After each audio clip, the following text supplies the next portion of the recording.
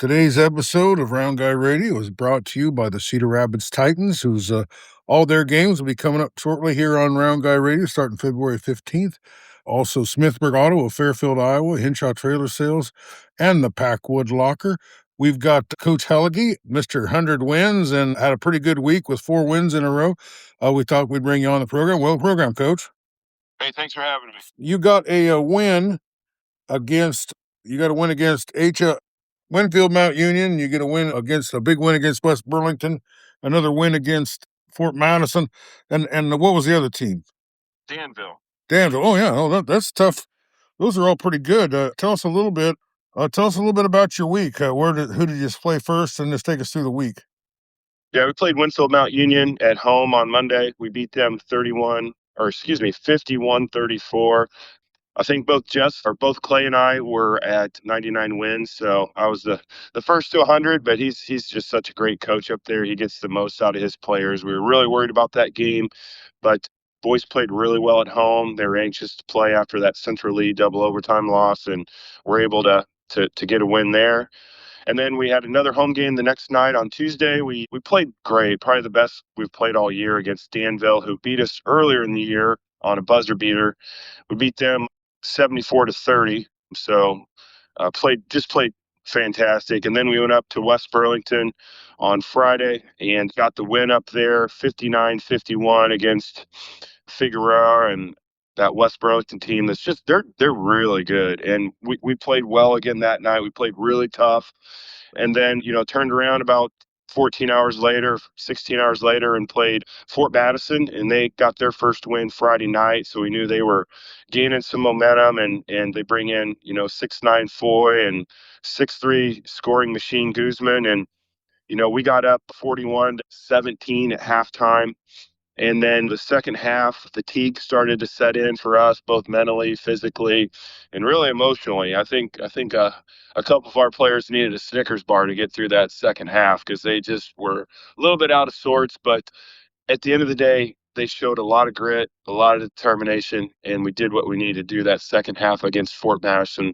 And we ended up beating them 57-42 to cap off a 4-0 week. And, it was just a lot of fun. It was a lot of work, but was able to at least just relax a little bit yesterday and go to Mass and, give thanks for such a great week. And now we turn the page and look towards this week.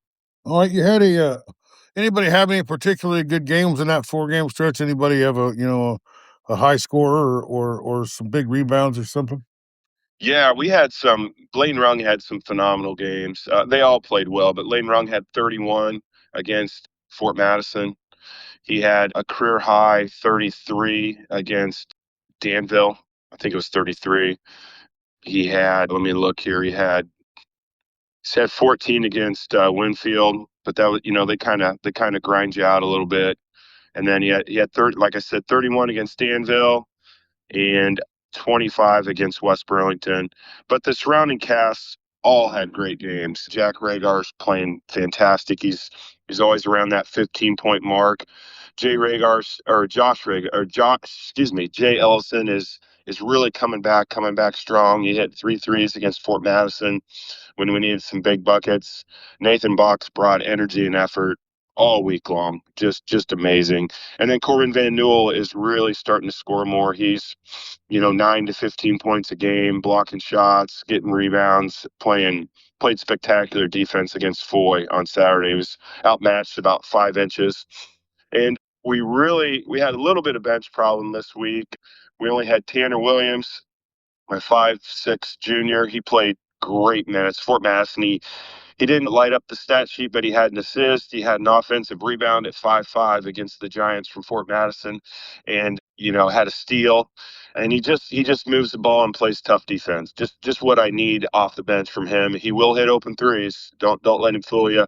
And then Evan Pauly had a little bit of an injury towards the end of the week, but I think he's going to be back next week. The freshman point or power forward, but he played really well against both Danville and Winfield when he got a few minutes. Well, that's outstanding.